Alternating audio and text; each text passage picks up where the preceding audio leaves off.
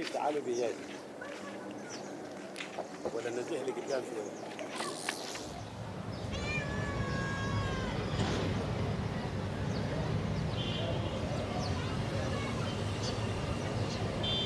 في زيارة لبيت أستاذنا المرحوم الدكتور عبد المطلب الفحل، ربنا ينور قبره، صاحب البرنامج الإذاعي الأشهر دكان ود البصير على إذاعة أم درمان، بخصوص مشاركته معنا في موسم شق الديار الثاني والذي لم ينفذ أصلا.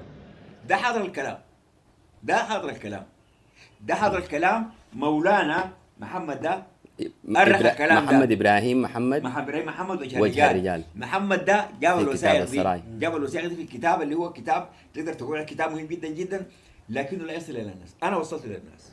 الونسة ساقتنا معاه لاتجاهات مختلفة، منها كتاب السراي. مذكرات القباني ده واحد عاش الفترة دي وكاتب الكلام ده، يعني كان حاضر، يعني كان حاضر. قال لقد كان بيتكلم عن الأردن، يعني من أدق الحكام في المحافظة على رسوم هذه النيابة وللذكرى والتاريخ. أدون ده الزول كان حاضر، أدون الاحتفال بالمولد النبوي كان يجري في الخرطوم بالصفة الرسمية التي تجرى في القاهرة لكل مصلحة سرادق اللي هي الحسي دي، وتقام الزينات وتطلق نيران المدافع. وكان آخر حفل في ليلة 12 ربيع أول سنة 1302 هجرية 1885، أي قبل مقتل الغردون ب 20 ليلة. ده كلام وثيق كاتب زول حاضر. ده المولانا ده رجع للوثائق دي.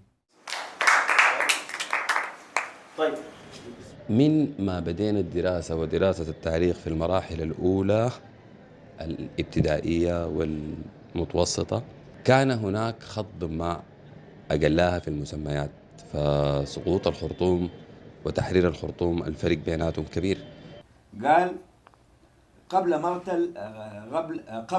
مقتل الغردون وسقوط الخرطوم. انا ضد كلمه سقوط الخرطوم. ده اللي قريناه ونحن في المدرسة طبعا. لا كل كتب التاريخ.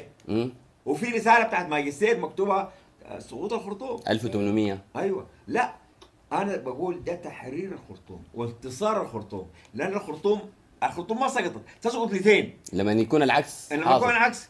لكن دي كانت مستعمره واهل البلد مسكوها، يبقى انتصار، يبقى تحرير الخرطوم وليس سقوط الخرطوم. فالانصار لما يحاصروها حصروا الخرطوم بالطريقه المعروفه. يعني الشاهد انه قبل مقتله ب 22 يوم كم 20 يوم كانوا محتفلين بالمولد النبوي. شايف؟ وده زول حاضر، ده دي وثيقه مكتوبه. الراجل ده مولانا ده اخذ الوثيقه من وجه الرجال، اخذها من القباني. نعم. القباني.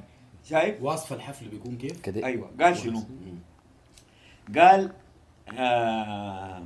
فأقيم الاحتفال في فناء الحكمدارية وزين بالرايات والفوانيس، ودعي العلماء والكبراء، وجلس غردون باشا في صدر الحفل ببذلة التشريف الكبرى في وسط الحاضرين، واعتلى المنبر المغفور له العلامة السيد حسين المجدي باشخوية المدرسة. باشخوية يعني الناظر. الخوية معناته مدرس في التركية يعني. ايوه. باشخوية يعني الناظر يعني. طيب قال شنو؟ قال العلامة السيد حسين المجدي باشخوية المدرسة الأميرية الأميرية معناها الحكومية يعني. وتلا القصة الشريفة، قصة المولد يعني. نعم. وبخور العود العود أيوة. العود الصندل يتصاعد من المجمرة الفضية المبخر يعني. المجمرة الفضية المذهبة المرصودة لمثل هذه الحفلات. وقد رأيت غردون باشا، شوف الزول حاضر يعني. قال وقد رأيت غردون باشا يرفع رأسه والعقال القصبي اللامع فوق كتفيه تشريف فوق كوفيته الناصعة البياض. وإذا تضاءل دخان البخور بتاع في الحفلة ده أسرع إلى المبخرة المرحوم اللواء موسى باشا مدير الخرطوم. شوف مدير الخرطوم كان يتم البخور بتاعه. شايف؟ لإصلاحه. فلما انتهت التلاوة أطلقت المدافع من بطاريات السراي ومن طوابي باب المسلمية. هنا بقى نحن دخلنا، يعني عملنا دخل كده قرصة صغيرة كده يعني. نعرفه كيف. قال من طوابي باب المسلمية والمقرن وتوتي وكده. أول ما قال باب المسلمية، واحد من العقالة قال لهم دي فيها كبر مسلمية. واحد قال له هاي ما هو كسروه ليه؟ ما كبر مسلمية الذي كسروه، ما عندنا نحن كباري أرضية، كبر الحرية وكبر المسلمية. المسلمية اللي هي جنب هاي معروفة مستشفى. لا ما المستشفى، ده كبر الحرية. كبر المسلمية بغالي اللي هي في جنب الموقف حسن. الموقف حسن، شايف؟ فقال قال من طوابي باب المسلمية والمقرن والتوتي وراسخ بك في البر الشرقي، وقد جلس إلى المائدة ومعه المرحومان الشيخ الأمين الضرير. الأمين الضرير ده اللي هو والد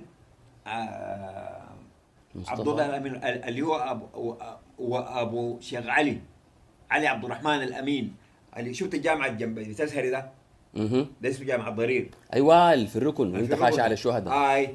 ده جامع الضرير. الضرير ده اللي هو كان شنو؟ جده حاضر كان شيخ علماء السودان. اللي هو الأمين الضرير ده ولد عبد الرحمن. عبد الرحمن ولد اثنين، علي عبد الرحمن كان وزير، وعبد الله عبد الرحمن عنده كتاب اسمه العربية في السودان موجود. طيب قال ومعه المرحومان الشيخ الأمين الضرير شيخ علماء السودان والسيد حسين الميدي قلناه ده، شايف؟ وجماعة من العلماء. ولم يطل الجلوس بل قام متفقدا، أردون قام متفقدا القصاع محل الأكل مش براوي يفتش فيها، شايف؟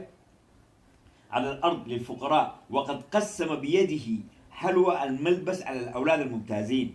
ومر بنا وبجانبي الأخ المرحوم بختر عبد المسيح غطاس أفندي، ونفخ كل واحد منا شيئا من الملبس بعد أن خاطبنا. ده قباني، ده حاضر الكلام. نحن هنا ليس بصدد أي حاجة غير الرواية من جانب ولو كان واحد، فعندما تكتمل الجوانب للرواية ستكتمل القصة حقة السودان اللسه.